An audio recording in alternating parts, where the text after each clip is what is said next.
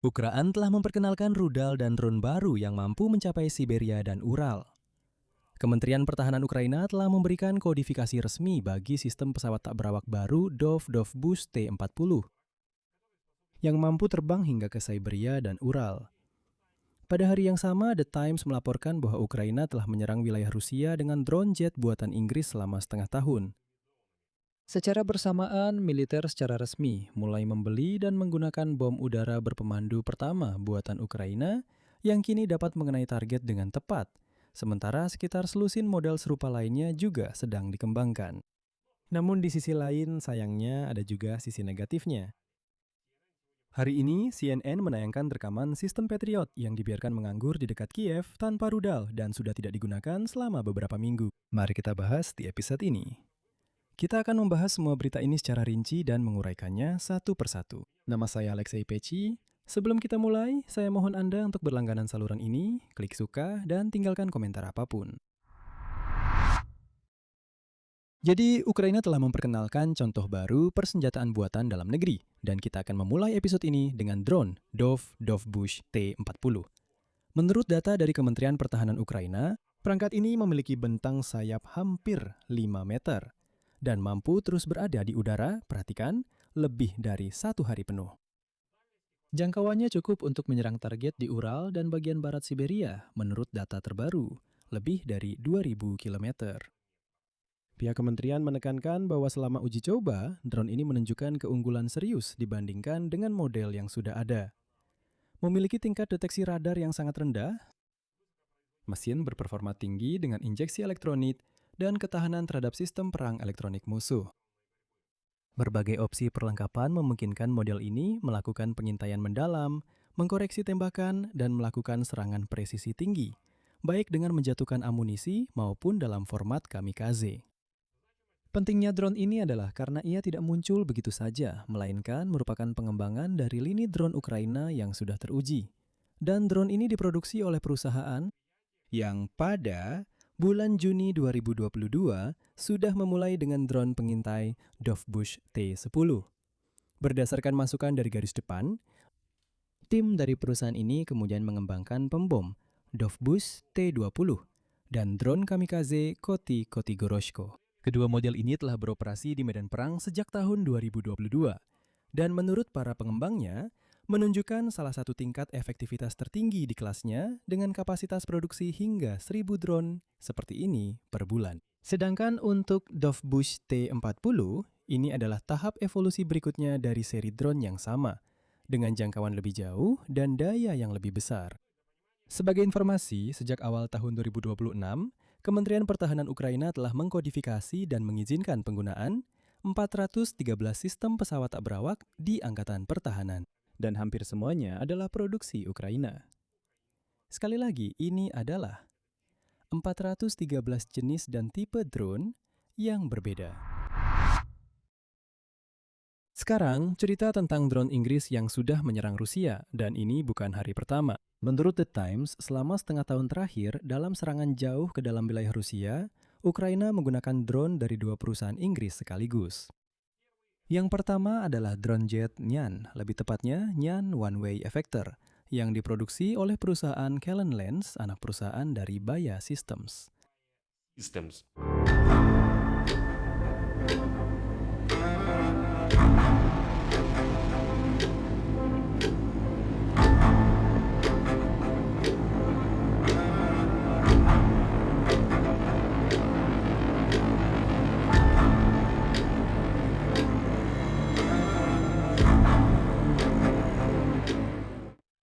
Perangkat ini dirakit langsung di Inggris dan spesifikasi teknisnya juga mengesankan. Jarak tempuh lebih dari 240 km.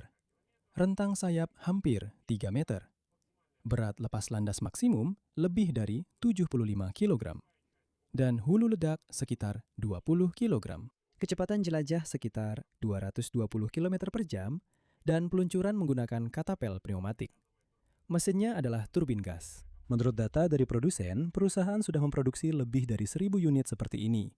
Drone ini telah sepenuhnya diuji dalam kondisi pertempuran di darat, dan baru-baru ini juga berhasil melewati uji coba di lingkungan laut. Secara khusus, drone ini diluncurkan dari kapal eksperimental Angkatan Laut Kerajaan dalam latihan Neptune Ridge. Nama tipe kedua drone Inggris tidak diungkapkan oleh publikasi tersebut demi alasan keamanan. Hanya diketahui bahwa jangkauannya melebihi 960 km. Di perusahaan Baya System secara resmi telah mengonfirmasi bahwa mereka memasok sejumlah kemampuan kepada Kementerian Pertahanan Inggris khususnya dalam rangka mendukung Kiev. Maksudnya mereka menyerahkan kepada Kementerian Pertahanan Inggris dan Kementerian Pertahanan Inggris kemudian menyerahkannya kepada Ukraina. Diketahui bahwa drone Inggris termasuk Nian digunakan di Belgorod serta pada fasilitas pengolahan minyak dan objek militer jauh di pedalaman Rusia. Setelah serangan pada 31 Juli, pabrik di Volgograd menghentikan pengolahan minyak. Dan kemungkinan besar, serangan itu dilakukan dengan drone Inggris. Nah, pada 6 Agustus, drone merusak tangki di kilang minyak di Yaroslavl. Serangan-serangan ini juga telah disebutkan dalam episode-episode sebelumnya di kanal YouTube kami. Dan seorang sumber tinggi di Kementerian Pertahanan Inggris menyatakan bahwa, serangan seperti ini dengan drone Inggris ke Rusia berarti London tidak lagi takut terhadap reaksi Moskow atas dukungan seperti itu kepada Kiev. Semua orang masih ingat tahun 2022 ketika Putin berteriak, "Jangan sampai senjata barat menyerang langsung ke Rusia. Itu artinya perang nuklir. Garis merah telah dilanggar." Dan sebagainya. Maaf, Vladimir Putin sudah mempermalukan diri sendiri dan tidak bisa melakukan apa-apa tentang itu. Dia mungkin hanya bisa mengentakkan kakinya dan Dmytro Medvedev akan mendukungnya. Skala seluruh kampanye ini juga dikonfirmasi oleh data independen. Secara khusus, analis dari Associated Press telah menganalisis ratusan serangan jarak jauh Ukraina ke wilayah Rusia sepanjang tahun 2026. Dan mereka menemukan bahwa jumlahnya meningkat 3 kali lipat dibandingkan dengan bulan Januari. Target utama Kiev adalah infrastruktur minyak, pabrik pertahanan, fasilitas pertahanan udara, dan gudang. Selain itu, sebagian besar serangan difokuskan di sekitar Crimea yang diduduki. Dan untuk serangan seperti itu, drone Inggris sangat cocok.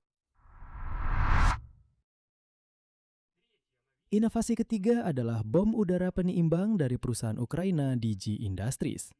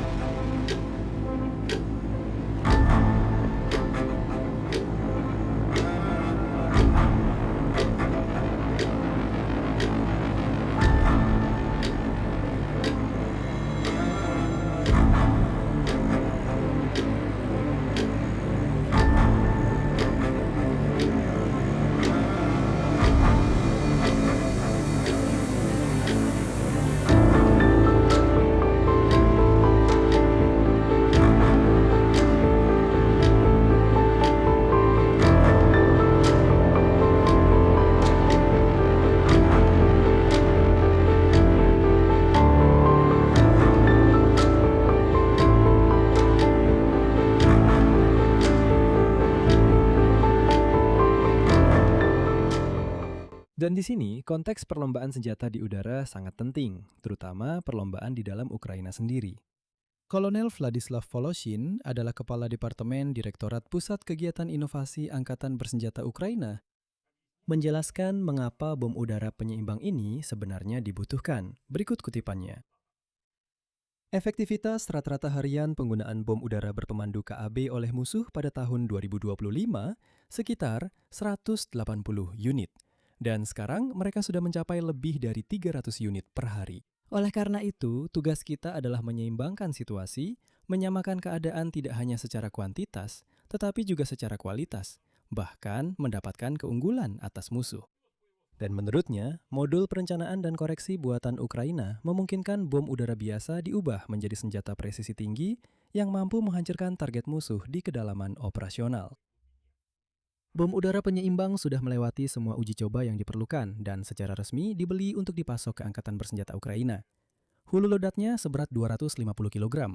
Tujuannya adalah menghancurkan target jauh di belakang garis musuh dengan jarak tempuh hingga 130 km. Dan harga bom ini hampir 3 kali lebih murah dibandingkan dengan JDAM buatan Amerika. Secara resmi, bom ini mulai diketahui publik pada 18 Mei lalu di pameran senjata di Prancis. Sementara itu, secara paralel di Ukraina sedang dikembangkan sekitar 10 prototip senjata serupa yang menjanjikan. Dan semua pengembangan dalam negeri jauh lebih murah dibandingkan dengan produk sejenis dari Barat, sehingga memungkinkan untuk mempercepat peningkatan skala produksi. Saat ini, beberapa perusahaan Ukraina secara paralel sedang mengembangkan bom udara berpemandu dengan mesin turbojet yang mampu terbang di luar jangkauan pertahanan udara musuh. Saat ini, ada 7 produsen seperti itu yang beroperasi di Ukraina.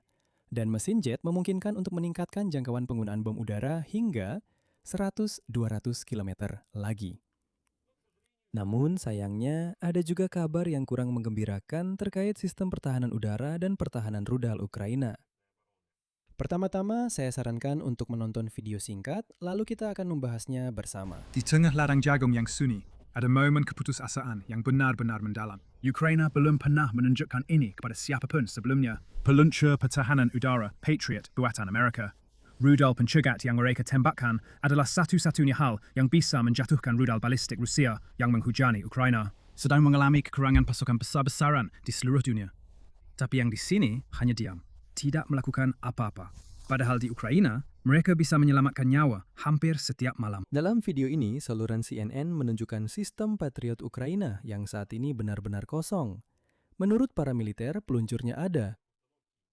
Namun, mereka tidak bisa menggunakannya untuk menghancurkan target udara karena kekurangan amunisi. Dan akhirnya, sistem-sistem ini hanya terparkir di ladang-ladang di wilayah Kiev. Jurnalis saluran televisi tersebut melihat 16 peluncur Patriot, dan pada peluncur-peluncur itu terlihat tanda-tanda penggunaan aktif.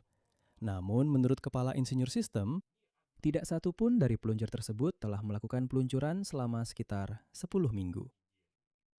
Dan sebagai penutup, saya akan mengutip pernyataan dari seorang tentara Ukraina, Dmytro, anggota tim pos komando Patriot, yang diwawancarai oleh jurnalis CNN. Kutipan, "Benar-benar hati ini hancur ketika melihat bahwa kita memiliki peralatan, tetapi kita tidak bisa mencegat satupun rudal. Rudal balistik melintas di atas kepala, dan kamu tidak bisa berbuat apa-apa sementara di belakangmu ada warga sipil." Sulit untuk dijelaskan. Perasaannya sangat kuat dan tidak menyenangkan. Ini seperti belajar berjalan, tapi tidak bisa melakukannya. Kamu tahu cara bernapas, tapi tidak bisa. Di sini saya akan mengakhiri dengan titik-titik. Tulis pendapat dan kesimpulan Anda di kolom komentar di bawah episode ini. Jangan lupa subscribe channel ini, tekan lonceng, dan beri like. Itu saja untuk hari ini. Jaga diri Anda. Sampai jumpa.